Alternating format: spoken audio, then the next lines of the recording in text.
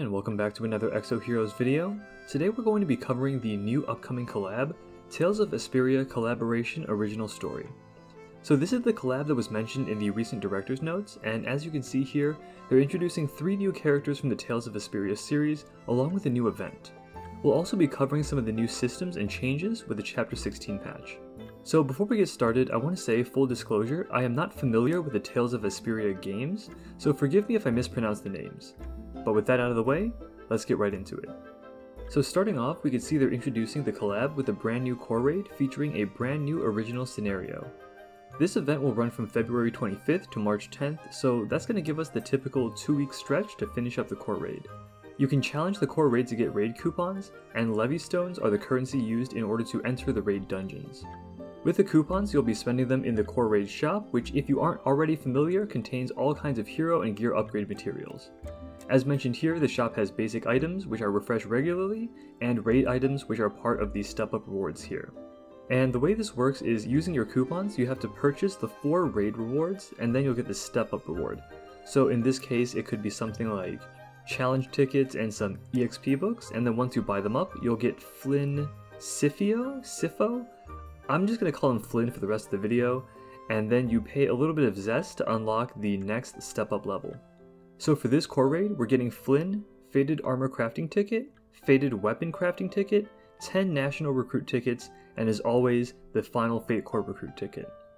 One thing I do want to point out though is that typically with core raid in the basic shop, there's a chance to get general memories.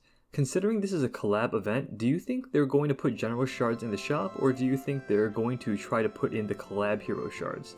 Personally, I'm really hoping for generals, but what do you guys think? There's also a core raid pass, as is typical. You'll progress through the pass by clearing the core raid fights and get the basic rewards for free. If you pay some cash, you can unlock the premium raid pass, which gives you access to much better rewards in addition to the ones from the basic pass, and you'll get another Fate Core recruit ticket at the end. Personally, I've never bought the premium raid pass, and I don't believe Hao has either, so I'm not sure we could recommend it. But if you've got money to spend and Exos is where you want to spend it, then premium raid pass isn't the worst way to go. Moving on from core raid, they're also giving us a 7 Days of Gifts mini-event celebration. It's really just more of a promotion for the main event, but more free stuff is more free stuff, so no complaints there. As new friends visit us from Tales of Vesperia, we've prepared various rewards. Awesome. From February 25th to March 10th, so it's going to be running the same time as the core raid, which we expected. You can pick up these rewards from Liffey in the village during the event period. Nothing too special there. Okay, so let's take a look at these rewards. Day 1, 200 zest. Day 2, 500,000 gold, so a cool half mil there. 70 Book of Experience basics. 50 die coupons, 5 nation recruit tickets, 500 zest, that's nice. And finally, a Tales of Vesperia collaboration hero, Flynn. Okay, so overall I'm pretty happy with these rewards. 700 zest total is a single 10 pull, so that's not bad. The golden experience is always useful, 5 nation recruit tickets is nice. The die coupons, I mean, it's great if you're into that, but the last prize, we're getting Flynn for free here, and we're also getting Flynn for free as the first core raid step-up reward. So that's at least a +1 transcended Flynn for everyone. Considering we got, I believe it was Fergie and Sepher as the most recent 7-day rewards, I'm okay with Flynn on this one. It is important to keep in mind though, all the rewards from the 7 days of gifts will be sent to your mailbox and they will expire in 3 days. So if you're like me and you have the habit of hoarding things in your mailbox, be careful this time. Go to collect your rewards first so you don't forget about them and potentially lose them within 3 short days. Now that we've covered the collab stuff, just my quick thoughts. I think it's cool that we're finally getting our first collab, and tying it into core raid makes sense, but I have 2 main reservations. The first thing being, I hope the general memories are still available from the core raid shop, because if they're not, that would be pretty disappointing. And second, the characters themselves from Vesperia. The art style just isn't Exos in my opinion. When you look at it, even the most basic characters like Linome Elite Swordsman have a little bit more detail to them than the collab units. It might be a little weird seeing such simple characters as what I'm assuming will be fated heroes. What do you guys think? Let us know in the comments. Moving on to the general patch updates, so we have Chapter 16 coming up, and just like we predicted from the Director's Notes video, we are indeed going back in time to St. West 40 years ago to be precise, and it looks like the first part of Chapter 16 is going to revolve around Baelish, which I'm pretty excited in learning more about, and the general situation of Saint West overall. He's a bit of a creep with the current information we have, so maybe this will help change that perspective. We also have the hero birthday system introduced, so this is basically confirmed with what we knew last time. If you have a hero at level 90 during their birthday, you get 100 Zess. Pretty simple.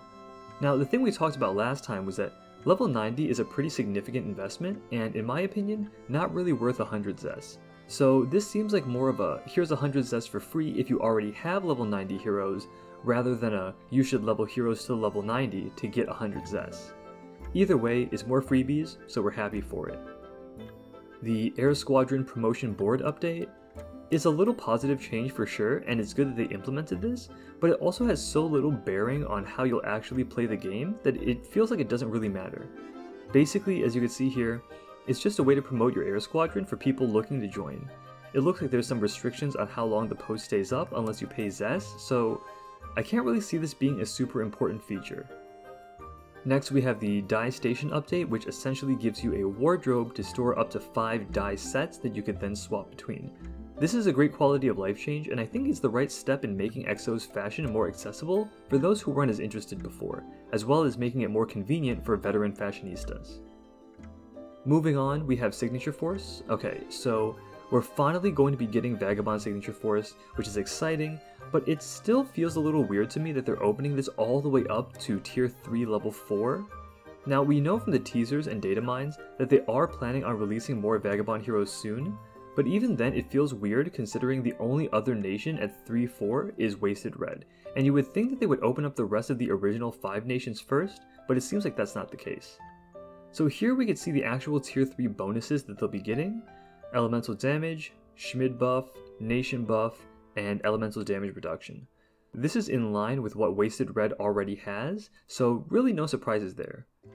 With Vagabond specifically, we've always felt that Schmid and Awakened Xeon have had pretty decent potential considering their high multipliers and mana costs, so we're excited to see how this all pans out. And finally, the last change is to the Bind effect. So it looks like here, nullifies certain effects from affecting the target while the effect lasts. Okay, so that can sound kind of confusing. I hope they didn't remove the Mana Burn and Silence, because that would just completely destroy North Von Frosty comps, and I just pulled for Shufraken from the Awakening rerun, so that would make me big sad. Okay, so if we keep going here, it says that the skill effect hasn't changed, just the description. Okay, so that's good. Bind all enemies for 7 turns, binds gain mana effect for 7 turns. And nullify barrier for 10 turns, bind barrier effect for 10 turns. Okay, alright, I get it. So basically what they did here, FC Valentina is safe. North Von Frosty is safe.